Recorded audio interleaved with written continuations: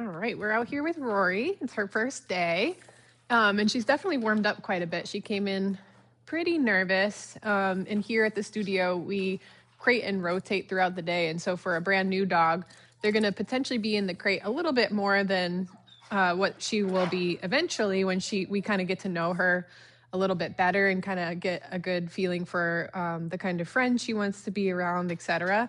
So she definitely struggled quite a bit in the crate, which is hard to read into. It's really hard to read into anything that we're noticing with her behavior. Oh, thank you for your foot. Right off the bat. So I'm not going to put too much salt in what I'm observing on day one. But I will say for today, she definitely struggled with the crate. So I wasn't sure if we're utilizing the crate at home or not. Like a typical Aussie, and again, I'm not sure if this is something that we see a lot with her, but she seems to have a little bit of issue with like separation anxiety. I'm not sure how much time she spends like away from mom and dad, but just from what I'm seeing today, I wonder if that's something that we're struggling with her. A lot of times it almost goes hand in hand. A dog that struggles with separation anxiety also struggles with crating. So, oh, thank you. I'm really interested to know a little bit more on those two subjects. But she is warming up nice.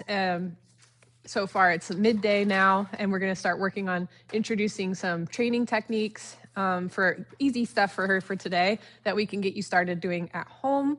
But my main goal for today is to get her as comfortable and confident as possible with me and the environment. And she's really doing great. I see her coming along with that. She's a little bit like head shy for me. Again, that might not be something that's normal for her because this isn't like a normal experience for her. But where she's at 6 months old, generally when I notice that in a dog that young, oh, thank you for your foot. She's getting much comfortable with me, like getting hands on, but she was definitely kind of ducking, a little shy. That can be sometimes, that's just like a genetic thing at sometimes. If her mom and dad were like that, if they were a little bit standoffish or hand shy, that's a trait that can be easily passed down.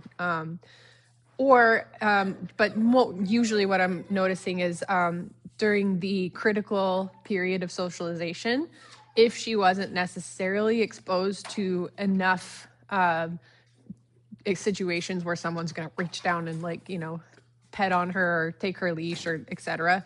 And so that happens between the ages of 8 weeks and 16 weeks. We almost want to expose them. And the idea is it's not necessarily a numbers game.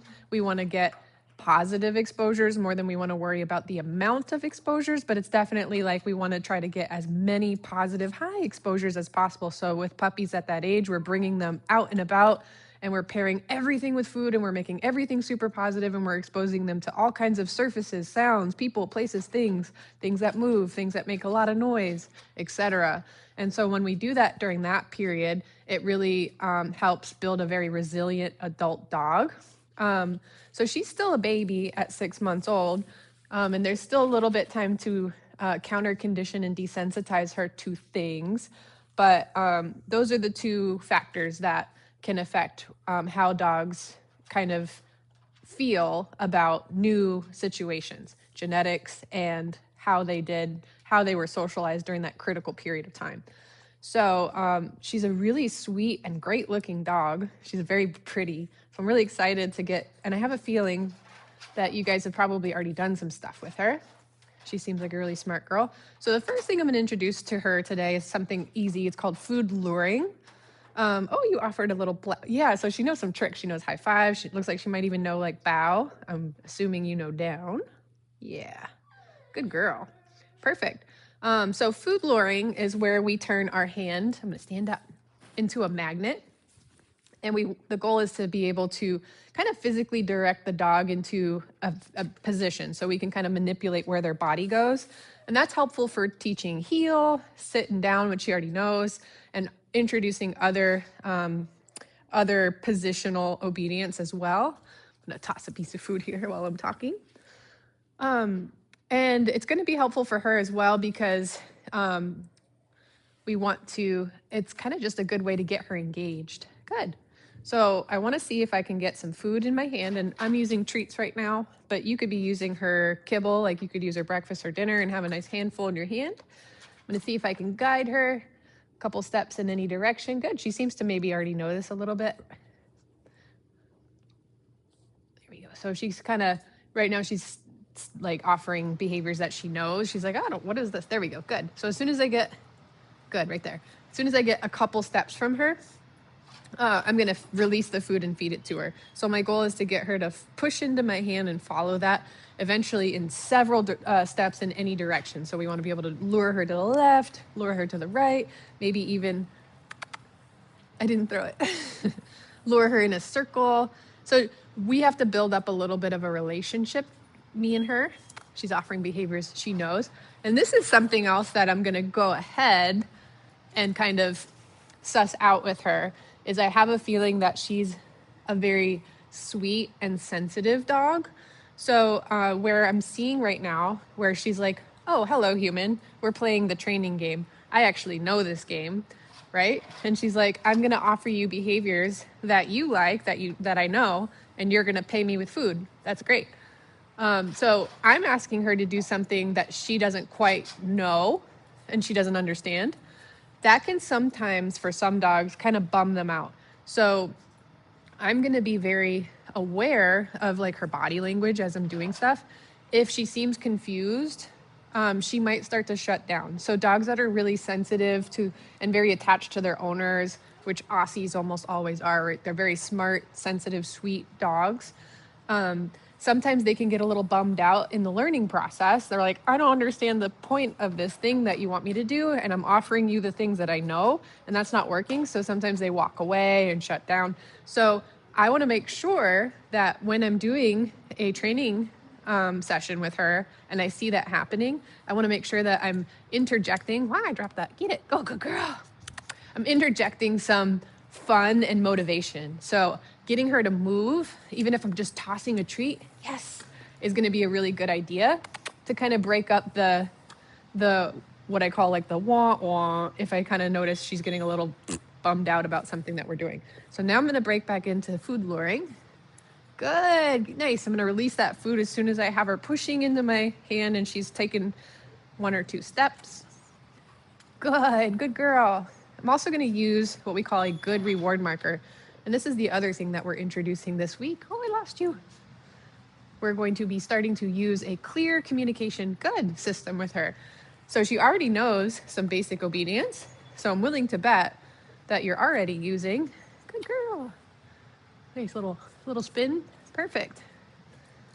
So the good reward marker is the word or sound that we're going to use to indicate, I like what you're doing. It should tell the dog eventually when they learn it that they should keep doing what they're doing. So if she hears the word good, she should keep doing what she's doing currently, and we often pair it with food. So you probably already do something like this. So when she does the behavior that we like, you're probably saying something like good or good girl. In this context, though, we want to make sure that we remember that her job is to actually keep doing it. So it's like a keep going signal to your dog. Because one of the funky things that we do, good, very good job. Yeah, I know you did that.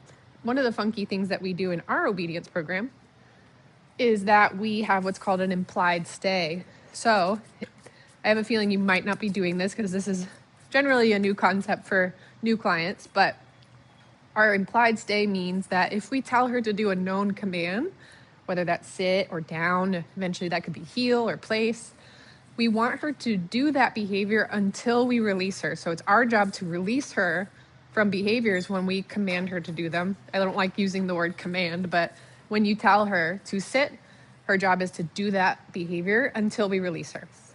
So there's 2 ways we can release our dogs from behavior. We can come up with a release word, and that actually might be another one that you're using right now as well. So if you ever have her wait for something and then you indicate, now you can go, or now you can have that, you generally say something like, okay, now you can do it, okay. So something like okay, free, break, done, something like that, eventually will indicate to the dog that you could be done with that behavior. We can also release our dogs from behaviors with our clicker, and we'll talk more about all of our markers, and we're going to talk about the clicker some more as well. But for right now, I just kind of want you guys to start thinking about using your good reward marker when she's doing something that you like to keep her doing it. So for instance, running low on treats here because I've been feeding you while I've been yapping. We're gonna say sit, good. So good would say we can feed her after we say good or not, but good tells her we like that, keep doing that. And then when we're ready for her to be done with that, we would say, okay, right. And that doesn't necessarily mean anything to her right now. So we're going to pair it with some body language, some kissy sounds to help her make the connection that when I say, okay, that means you can get up and move. We're going to put a pin in that, but I just kind of want to explain that. And we're going to go over that in group class as well. The other skill we're going to do, do you like the clicker? I'm going to fill up some more. I'm using some of my treats just because I have some really high value, yummy treats. The treats that you guys had packed were fine. But I find that this is like the magic pixie dust, so to speak. Oh, I lost you. There we go. Good girl. Nice. So I'm just doing a little bit more food luring with her real quick. But yeah, this really helps dogs overcome their shyness, etc. So now we're going to introduce the clicker. You may or may not have used a clicker in the past. Sydney's probably had some experience with this and she worked with us. So the clicker, our goal for the beginnings of this is to create what we call an instinctual response to the clicker. So an instinctual response is a response that the dog doesn't actually choose to have. It's something that happens instinctually.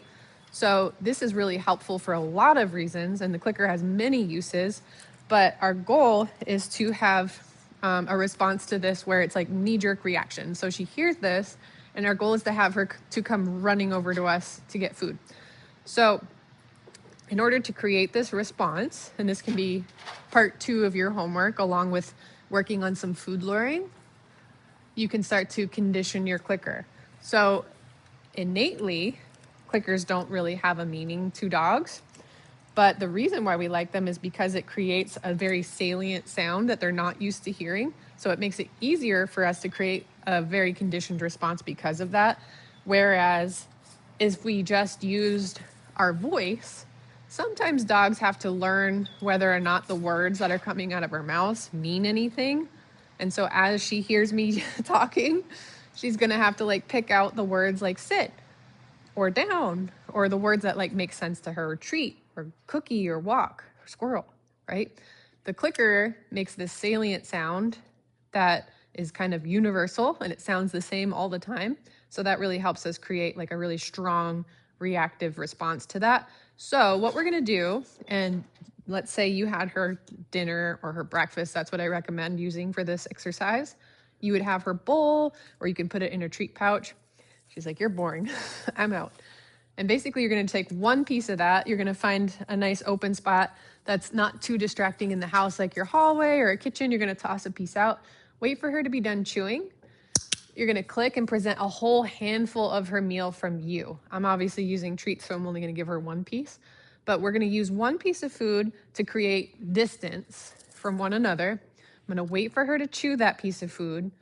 Then I'm gonna click and I'm gonna present a whole handful of food of her dinner from me. I might even back up and make some kissy sounds to really entice her to come running over to me because we wanna create the most motivated response. Whoops, knocked that out of my hand. Good, nice, as we can. So what's happening is when we toss that piece out, we're creating space.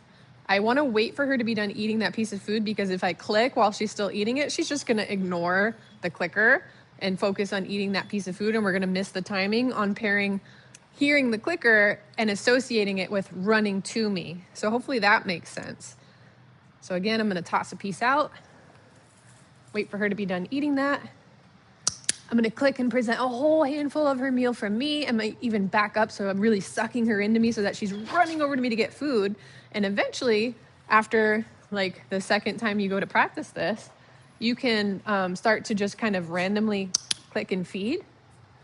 Good. You won't have to toss a piece out necessarily. You can just do this on a walk or take her out into the backyard and wait for her to kind of become a little bit distracted and just randomly kind of, oh, hi there, click and feed. Let me get my thumb ready this time. Good. Perfect. And so that would be kind of step 2. Eventually, what we should start to see is when we click, she's whipping around. And so the conditioned or instinctual response isn't necessarily always that the dog flies over to us without thinking, but we do see that dog it interrupts what they're doing for sure. You see like a knee-jerk response, and then sometimes they go back to doing whatever it was that they were doing, and we'll talk about that. But you will get a very instinctual response in that brief moment if this is conditioned correctly. So later on, once this has been conditioned and we go through this process, this is really helpful because anything that we pair with the clicker can take on the power of that instinctual response. So that's going to be super helpful if she is a nervous dog, if she's environmentally kind of reactive. She hears something and kind of goes, oh, what was that? You know, we can actually produce, because the conditioned response to the clicker, if we were able to put little sticky probes on her brain and measure the level of dopamine that happens when she hears this click, it's a very acute little sharp happening. Very acute happening. You get what I'm saying. I'm using my hands here. So the dopamine spikes when she hears the clicker. That can actually be transferred to anything that we pair with the clicker. So if she's nervous about a big truck that goes by, if we're smart about thresholds, distance, and timing, and we set that up in the right way, we can actually start to have her change how she feels about that thing using the clicker. So that's one really awesome way that we use the clicker. Another thing is, again, we can start to pair things with the clicker and have that take on the same response. So another thing we'll pair with the clicker is leash pressure. Good girl. Nice job. Nice. Now she's got that food lure. She's a quick study. So we'll pair, instead of pulling into pressure when she feels it on her collar, when we pair it with the clicker in a certain way, she's going to start to feel pressure. And instead of pulling into it, she's going to come back to us just like she does when she hears the clicker. So her response to the clicker when she hears it is to run over to me to get food. And when we start to pair it with leash pressure, her response to leash pressure becomes the same as the clicker over time. So nice to meet you. So that's really helpful. So for week 1 homework, start to practice some food luring. She's already seems to have a knack for that. So see if you can work up to being able to get several steps in any direction, going left, right, backwards, behind you. So if you're able to do like a lunge backwards, see if I can get that one. Yay, good, perfect. That's a good one because we're going to use that for heel. And then start to condition your clicker as well. I'm going to send you a lesson on the online learning portal for markers, which you can start to familiarize yourself with, but we'll go over that in group class. But she's doing great. Good job, kiddo.